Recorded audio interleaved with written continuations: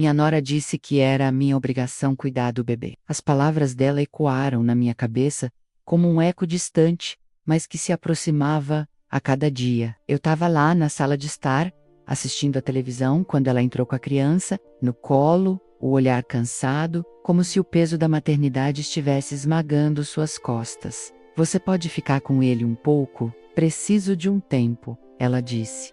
A voz quase um sussurro, mas cheia de exigência. Claro, mas e o pai dele? Perguntei, tentando entender por que a responsabilidade caía sobre mim. Ele está trabalhando, respondeu, com um tom que não deixava espaço para discussão. Não era a primeira vez que isso acontecia. O que antes era um pedido, agora parecia mais uma imposição. Eu tenho minhas coisas para fazer também. Você sabe, tentei argumentar, mas ela apenas revirou os olhos e saiu dexando o beba em meu colo. Eu olhei para a criança, tão pequena e indefesa, e me senti dividido. O amor que eu sentia por aquele neto era inegável, mas a obrigação que minha nora estava me impondo me deixava frustrado. Você é avó, é sua responsabilidade, ela sempre dizia, como se eu tivesse assinado um contrato invisível ao ser mãe do pai dele naquela noite. Enquanto tentava embalar o bebê para dormir, eu não conseguia parar de pensar em como tudo tinha mudado. Meu filho, que sempre foi tão presente, agora parecia uma sombra. Sempre ocupado, sempre distante. O olhar dele, quando se despedia, carregava uma tristeza que eu não conseguia decifrar. Ele vai crescer e vai precisar de você, minha nora, insistia. E eu queria acreditar que sim, que eu poderia ser a avó perfeita. Mas a sensação de estar sendo usada me consumia. No dia seguinte, acordei com o choro do bebê. Levantei-me, ainda sonolenta, e fui até o quarto dele. O cheiro de fralda suja me atingiu em cheio, e eu respirei fundo, tentando me preparar para mais um dia. Oi, pequeno, murmurei, tentando sorrir. Ele olhou para mim com aqueles olhos grandes e inocentes, e por um momento, toda a frustração desapareceu. Mas logo depois, a realidade voltou. O que eu estava fazendo ali? Você precisa de um banho. Falei, tentando me convencer de que isso era algo que eu queria fazer, não algo que eu deveria fazer. Consegui dar banho nele. Mas a cada movimento, eu sentia que estava me perdendo. O telefone tocou. Era meu filho. Mãe, tudo bem? Como está o bebê? Tá tudo bem, respondi, sem muita vontade. Só estou cuidando dele. Ótimo. A sua ajuda é importante. Aquela frase me cortou. Importante para quem? Para mim? Ou para eles? E você, como está? Perguntei, tentando mudar de assunto. Tô bem, ocupado. A vida está corrida. Eu sabia que ele estava ocupado, mas a ausência dele era como um vazio no meu peito. Você poderia vir mais vezes, sugeri, com uma esperança que eu sabia ser vã. Vou tentar, mãe. Prometo. Eu estava cansada de promessas. Depois que desliguei, olhei para o bebê, que estava agora com os olhinhos fechados. O que eu estava fazendo com a minha vida? O que eu queria para mim? Enquanto o embalava, uma onda de nostalgia me atingiu. Lembrei dos dias em que eu era a mãe que cuidava e não a avó que se sentia presa. Havia um tempo em que eu era a prioridade e agora eu era apenas um suporte. A noite caiu e eu ainda estava acordada pensando em tudo. A responsabilidade que minha nora havia me imposto parecia um fardo cada vez mais pesado. E Queria, ser apenas uma avó que cuida. Eu queria ser alguém que vive, que tem suas próprias vontades, seus próprios sonhos. Naquela noite, enquanto olhava o bebê dormir, percebi que algo precisava mudar. Não sabia como, mas sabia que não poderia continuar assim. Algo dentro de mim começava a se agitar, uma vontade de retomar o controle da minha vida, mesmo que isso significasse enfrentar a resistência da minha família. Eu não sabia o que o futuro reservava, mas aquela noite foi um divisor de águas. Eu precisava encontrar minha voz novamente, e de alguma forma eu conseguiria. Na manhã seguinte, enquanto trocava a fralda do bebê, a frustração crescia em meu peito.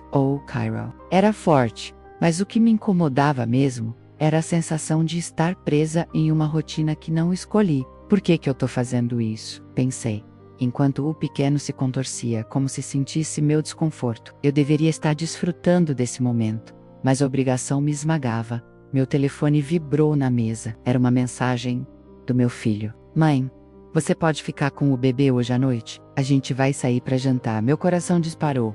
Sair para jantar? Eu não sabia que eles tinham planos. Claro, respondi, mas a palavra ficou na minha garganta. Amarga. Era como se eu fosse uma babá, não a avó que deveria ser. A tarde passou devagar, e eu me peguei pensando em como as coisas mudaram. Meu filho e minha nora estavam cada vez mais distantes, e eu me sentia cada vez mais como um fantasma na vida deles. O que antes era uma família unida, agora era um quebra-cabeça, em que eu não tinha mais lugar. Quando a noite chegou, eles não... O bebê já estava dormindo, e a casa estava em silêncio. Eu olhei para o relógio, a ansiedade crescendo. Onde estão eles? Pensei, enquanto pegava meu celular para ligar. O toque ecoava, mas ninguém atendia. O sentimento de abandono me atingiu como uma onda. Por que não me disseram que sairiam? Por que não me incluíram? Finalmente, recebi uma mensagem. Desculpa, mãe. O jantar se estendeu. Estaremos de volta mais tarde? Mais tarde? O que isso significava? Eu me senti usada, como se minha única função fosse cuidar do neto, enquanto eles viviam suas vidas. E o que eu estava fazendo? O que eu tinha para mim? A raiva começou a se misturar com a tristeza. Eu queria gritar, mas o bebê estava dormindo. Não queria acordá-lo, mas a sensação de estar invisível me consumia. Você é importante, minha nora sempre dizia. Mas a quem? Para mim ou para eles? No dia seguinte, enquanto tentava preparar café, meu filho apareceu. Oi, mãe. Como foi a noite? Ele parecia despreocupado, como se tudo estivesse normal. A noite foi tranquila, mas você poderia ter me avisado que não voltariam, respondi, tentando manter a calma. Desculpa, mãe. A gente perdeu a noção do tempo, ele disse. Mas eu podia ver a evasão em seus olhos. Você sempre diz que está ocupada. Não pensei que se importasse tanto. Aquelas palavras me cortaram. Não se trata de estar ocupada, filho. Sei, trata de ser parte da sua vida. Eu não sou só uma avó, sou sua mãe. Ele hesitou, e por um momento, o silêncio entre nós foi ensurdecedor. Eu sei, mãe, mas a vida é corrida. Você entende, não é? Entender? O que eu realmente entendia era que eu estava perdendo meu lugar na vida deles. Entendo que você tem sua vida, mas e eu, o que eu tenho? Você tem o bebê, ele respondeu, mas a frieza na voz dele me fez sentir como se estivesse sendo descartado. O amor que eu sentia por ele se misturava com a traição. Depois que ele saiu, eu olhei para o bebê, que estava brincando no tapete. Você é tudo o que eu tenho agora, murmurei. Mas a verdade era que eu não queria ser apenas isso. Eu queria ser mais. Queria ser vista, ouvida, respeitada. Naquela noite, enquanto o embalava para dormir, uma ideia começou a se formar na minha mente. Algo precisava mudar. Eu não podia continuar assim, sendo tratada como uma segunda opção. A raiva se transformou em determinação. No dia seguinte, decidi que falaria com minha nora. Eu preciso conversar com você, disse assim que ela entrou em casa. Ela me olhou, surpresa. Sobre o quê? Sobre como as coisas estão sendo. Para mim, eu não sou apenas uma avó que cuida do seu filho. Eu sou sua sogra e eu mereço ser tratada com respeito.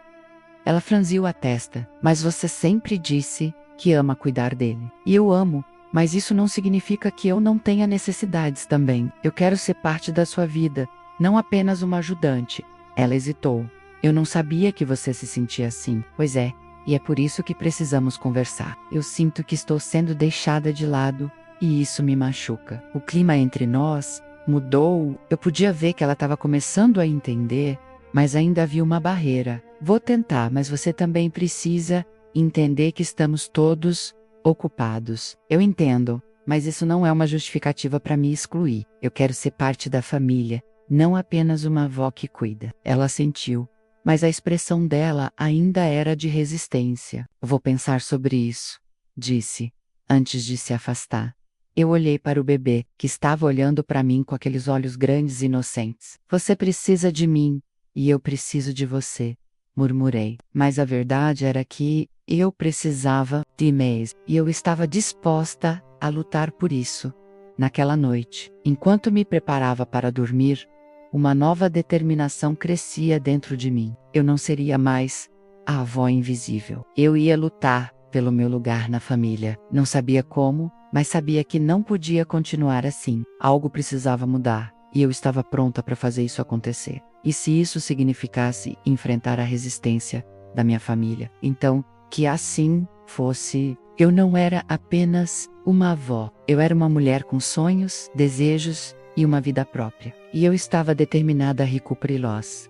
Nos dias que se seguiram à conversa com minha nora, a atmosfera em casa ficou insuportável. Cada interação era carregada de tensão. Meu filho parecia evitar olhar nos meus olhos, e minha nora, sempre ocupada, mal trocava palavras comigo. Eu sentia que estava sendo tratada como um intruso em minha própria casa. Os momentos que antes eram de alegria e união, agora eram preenchidos por um silêncio constrangedor.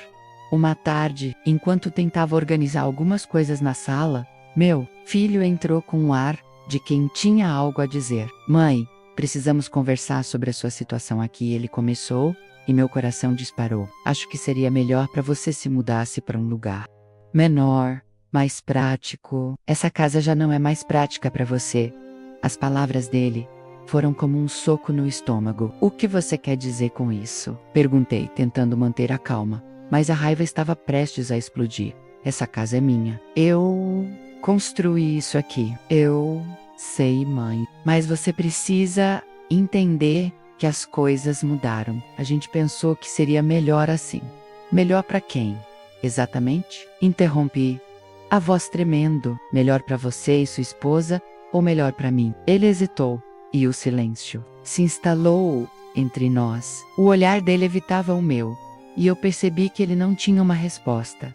A sensação de impotência tomou conta de mim. Como ele pôde pensar que eu não era mais parte da equação? Eu não estava apenas sendo deslocada, estava sendo excluída. Você não pode simplesmente decidir isso por mim, eu disse, a voz mais firme do que eu me sentia. E isso, mãe, eu mereço ser ouvida. Ele respirou fundo, como se estivesse tentando encontrar as palavras certas. Mãe, você não está sozinha. Você tem o bebê, e nós sempre vamos precisar de você. Mas você precisa entender que a vida é corrida, e precisamos ser práticos. Práticos. Essa palavra ecoou em minha mente. Eu não sou um objeto que precisa ser armazenado em um espaço menor. Eu sou uma pessoa com sentimentos, desejos e uma história. E o que eu tenho a ver com a sua praticidade? Perguntei, sentindo a raiva se misturar com a tristeza. Eu não sou um fardo. Ele desviou o olhar, e eu percebi que ele não estava disposto a discutir. Vou pensar no que você disse. Ele finalmente respondeu, mas eu sabia que isso não mudaria nada. Já havia tomado sua decisão. Naquela noite, enquanto o bebê dormia, eu me sentei sozinha na sala, cercada por objetos que tinham significado para mim. Cada foto na parede, cada móvel, cada livro, representava uma parte da minha vida. Era como se tudo estivesse me dizendo que eu pertencia àquele lugar, e agora estava prestes a ser arrancada dele. No dia seguinte, decidi que precisava fazer algo. Não poderia esperar que eles tomassem uma decisão que me deixasse em paz. Comecei a empacotar algumas coisas, não porque quisesse, mas porque sentia que não tinha escolha. A cada objeto que colocava em uma caixa, sentia como se estivesse deixando uma parte de mim para trás. Quando meu filho entrou, ele olhou para as caixas e franziu a testa. O que você está fazendo, mãe? Estou me preparando para ir embora, respondi, tentando manter a voz firme. Se você acha que essa casa não é mais adequada para mim, então vou procurar outro lugar. Não precisa fazer isso. Eu não queria que você se sentisse assim, ele disse, mas a falta de convicção nas palavras dele me fez perceber que ele estava apenas tentando suavizar a situação. Você não pode decidir o que é melhor para mim. Eu sou a única que pode fazer isso. O silêncio se instalou novamente, mas dessa vez era mais pesado. Ele parecia confuso, como se estivesse percebendo que suas ações tinham consequências.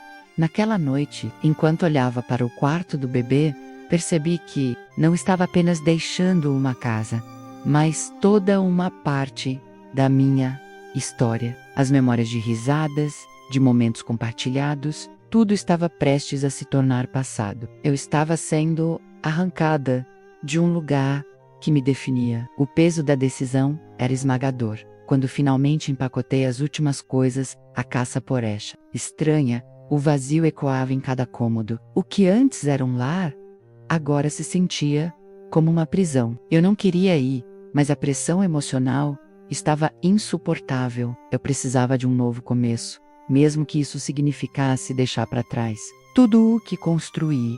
Na manhã da mudança, o clima era tenso. Meu filho e minha nora pareciam aliviados, mas eu me sentia como uma estranha. Enquanto carregava as caixas para o carro, olhei para casa uma última vez. Adeus, murmurei, mas não havia ninguém para ouvir. O silêncio da casa parecia zombar de mim.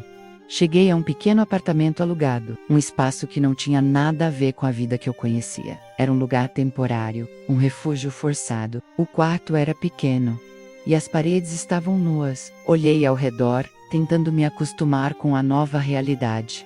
O que eu tinha agora? Apenas um espaço vazio, sem as memórias que tanto significavam. Para mim, sentei-me na cama e deixei as lágrimas escorrem. Não era apenas a dor da separação, mas a sensação de traição e abandono. Eu não era mais a avó que cuidava, mas uma mulher perdida, tentando encontrar seu lugar em um mundo que parecia ter seguido em frente sem mim. Mas dentro de mim, uma pequena chama de determinação começou a se acender. Eu não sabia o que o futuro reservava, mas sabia que não ia desistir de mim mesma. Eu não era apenas uma avó, eu ainda era uma mulher com sonhos.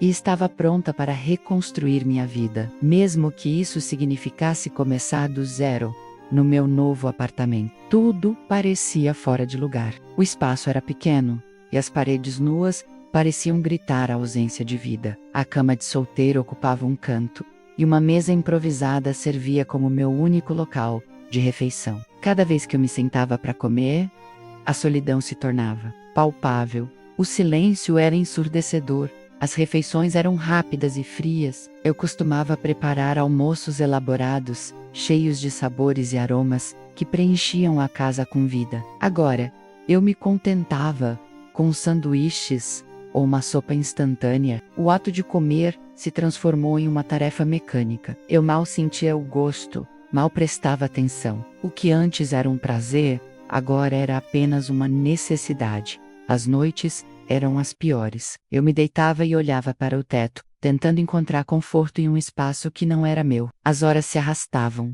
e eu contava os minutos até que o sono finalmente chegasse. Não havia ninguém para conversar, ninguém para ouvir as minhas preocupações. O vazio ao meu redor era um reflexo do vazio dentro de mim. Foi em uma dessas noites solitárias que conheci a vizinha do andar de cima, a Dona Rita. Ela era uma mulher de Mahaidei, sempre com um sorriso no rosto, mesmo quando a vida parecia difícil. Um dia, ao sair para o corredor, esbarrei nela. Oi, querida, você é nova aqui, não é? Ela perguntou, com um tom acolhedor. Sim, mudei-me recentemente. Estou apenas tentando me acostumar, respondi, sem muita vontade de me abrir. Ela se apresentou e, em poucos minutos, já estava me convidando para tomar um café em seu apartamento. Relutante, aceitei. O cheiro do café fresco e o aroma de bolinhos caseiros invadiram meu olfato assim que entrei. Sentei-me à mesa e ela começou a conversar sobre a vida no prédio, sobre os moradores e as pequenas fofocas do dia a dia, mas, conforme a conversa avançava, percebi que Dona Rita era alguém que realmente ouvia. Ela fez perguntas sobre mim, sobre minha vida antes da mudança. Quando mencionei minha família, uma sombra passou por seu rosto. Às vezes, as famílias podem ser cruéis, não é? Ela disse, com uma empatia que me fez sentir à vontade. Sim, eu não sei o que aconteceu. Senti que fui expulsa de casa, confessei, a voz embargada. Meu filho e minha nora achavam que eu não era mais necessária. Ela me olhou com seriedade. Você percebe que isso foi uma forma de controle, não amor? Quando alguém usa a culpa para manipular, não é amor, é abuso emocional. As palavras dela me atingiram como um soco no estômago. E eu nunca tinha pensado dessa forma. Sempre acreditei que estava fazendo o que era certo, que minha presença era um fardo. Mas agora, ouvindo Dona Rita, algo começou a mudar dentro de mim. Mas eles precisam de mim. O bebê precisa de mim, eu disse, tentando justificar a situação. Precisar de alguém não é uma justificativa para desrespeitar essa pessoa. Você também tem suas necessidades, ela respondeu com firmeza.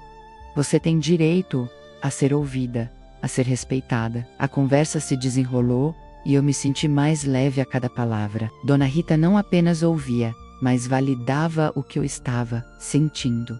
Ela me encorajou a pensar em quem eu era, além de ser mãe e avó. O que você gostaria de fazer para si mesma? O que te faz feliz? Ela perguntou.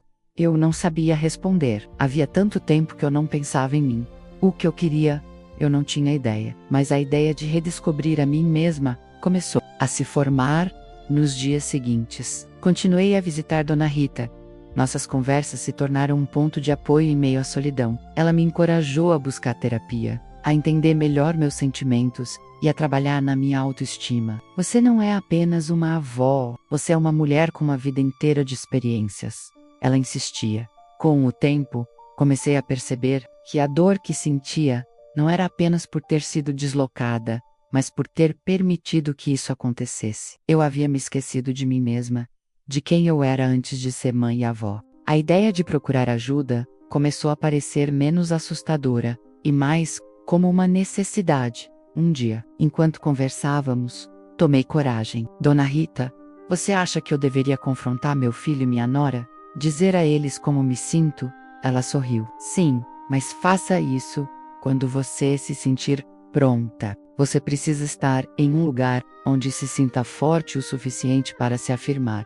E principalmente, para se proteger. Aquelas palavras ressoaram em mim. Eu precisava me proteger. Com a ajuda de Dona Rita, comecei a traçar um plano. Não seria fácil, mas eu estava determinada a recuperar minha voz. Naquela noite, enquanto olhava para o teto do meu novo quarto, eu não me sentia mais tão perdida. A solidão ainda estava lá, mas havia uma nova chama dentro de mim. Eu não era apenas uma avó que havia sido expulsa de casa. Eu era uma mulher que estava começando a entender seu valor, sua dignidade, e eu sabia que, em algum momento, teria que confrontar a minha família. Mas por enquanto eu estava aprendendo a me cuidar e a me respeitar. E isso era apenas o começo. Eu me olhei no espelho pela primeira vez em meses e não reconheci a mulher que estava. O cabelo bagunçado, as olheiras profundas e a expressão cansada. A imagem que eu via era de alguém que havia se perdido, mas não mais. A conversa com Dona Rita havia acendido uma chama em mim, e agora eu estava pronta para agir. Decidi que era hora de buscar justiça. O que minha nora e meu filho haviam feito não era amor, era manipulação. Eu não poderia mais permitir que eles decidissem meu valor. Peguei o telefone e marquei uma consulta com um advogado. Era um passo pequeno, mas para mim era monumental. No dia da consulta, meu coração estava acelerado. Eu não sabia o que esperar, mas sabia que precisava de ajuda. O advogado, um homem de meia idade, com um olhar compreensivo, me ouviu atentamente enquanto eu contava minha história. Você tem direito a uma parte da herança e a decisões sobre bens que são seus por direito. Eles não podem simplesmente te descartar assim, ele disse. E suas palavras foram como um bálsamo. Ouvir isso me fez sentir que eu realmente importava. E quanto à guarda do meu neto? Perguntei, a voz tremendo. Isso é mais complicado, mas você pode reivindicar direitos de visitação. O importante é que você não está sozinha. Podemos trabalhar nisso. Saí do escritório me sentindo mais forte. Eu estava tomando as rédeas da minha vida, e isso era apenas o começo. No dia seguinte, liguei para meu filho. A conversa foi tensa. Oi, mãe, como você está? Ele parecia nervoso, e eu não o culpei. Estou bem. Na verdade, estou melhorando. E quero conversar sobre o que aconteceu. Sobre o que você quer falar? Sobre como eu me senti quando vocês me deixaram de lado. Não é assim que se trata uma mãe. Ele hesitou. Mãe, você sabe que estávamos ocupados. O bebê. Não estou aqui para discutir isso. Estou buscando ajuda. Vou me reerguer e você precisa saber disso. Você não pode fazer isso. Você não pode simplesmente. Sarah, vocês me tiraram da casa, mas não do que é meu por direito. E não vou mais aceitar ser tratada como uma estranha. A ligação terminou em silêncio. Eu não sabia como ele se sentia, mas não era mais minha preocupação. O que importava agora era a minha voz, minha dignidade. Nos dias que se seguiram, comecei a formalizar a queixa contra minha nora e meu filho. Não era uma questão de vingança, mas de justiça. Eu não estava buscando punição, mas queria que eles entendessem que não poderiam me descartar. Uma tarde, fui ao cartório e comecei a organizar minha documentação. O processo era longo e complicado, mas cada formulário preenchido era uma vitória. A sensação de estar recuperando o controle da minha vida era libertadora. Enquanto eu trabalhava nisso, as conversas com Dona Rita continuavam. Ela me encorajava a me afirmar, a não deixar que minha família me manipulasse. Você não precisa mendigar respeito, querida. Você já merece isso por ser quem você é. A cada encontro, eu me sentia mais forte. Comecei a me lembrar de quem eu era antes, de ser mãe e avó. Eu tinha sonhos, desejos, e não deveria ter deixado que a culpa me prendesse. Finalmente, chegou o dia em que eu teria que confrontar minha nora. O coração batia forte, mas eu estava decidida. Não era uma questão de raiva, mas de esclarecer minha posição. Quando entrei na casa deles, o clima estava tenso. Meu filho estava lá, e a expressão dele era de preocupação. Oi, mãe, o que você quer? Perguntou ele, com um tom defensivo. Quero falar com vocês. O que aconteceu não foi certo. Eu me sinto usada, e isso precisa parar. A Nora olhou para mim, e havia um misto de surpresa e raiva em seu olhar. Você não entende. Nós precisamos de... Precisar não é uma justificativa para desrespeitar. Eu tenho o direito de ser ouvida e respeitada. Não sou apenas uma avó que cuida. Sou uma mulher que merece dignidade. A discussão foi intensa, mas eu mantive a calma. Eles tentaram me convencer de que estavam certos, mas eu não cedi. Eu estava firme. Depois que saí de lá, uma sensação de alívio tomou conta de mim. Não era fácil, mas eu havia falado, e isso era um grande passo. Nos dias seguintes comecei a reorganizar minha vida. A solidão ainda estava presente, mas agora havia um propósito. Eu estava em paz com minha decisão de buscar justiça e dignidade. Não era uma luta fácil, mas eu estava pronta para enfrentar o que viesse. E no fundo, eu sabia que não estava sozinha. Havia pessoas que me apoiavam, como Dona Rita, e isso me dava força. A vida estava começando a se reconfigurar. Eu ainda estava morando em meu novo apartamento, mas agora me sentia em casa. Estou aprendendo a cozinhar para mim mesma novamente, a me cuidar. E, mais importante, estava aprendendo a me respeitar. A mensagem que eu queria passar, para quem estivesse passando por algo semelhante, era clara. Não é o sangue que define o amor. E eu aprendi a não mendigar o que me pertence por direito. Eu havia encontrado minha voz novamente, e estava determinada a usá-la. O futuro ainda era incerto, mas eu estava pronta para enfrentá-lo.